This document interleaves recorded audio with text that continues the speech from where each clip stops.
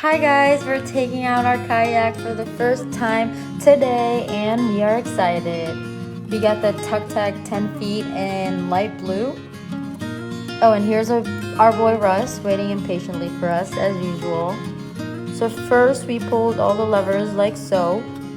There were 4 more levers on the inner part of the kayak and this was one of them. It was so easy to assemble, we had 0 issues.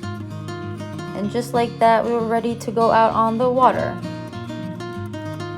Look at how gorgeous the color was. It matches the sky, it popped because of all the green around us.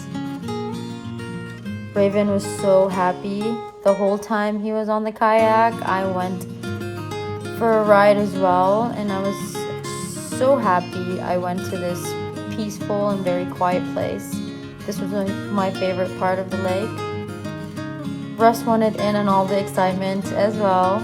It was definitely a fun day.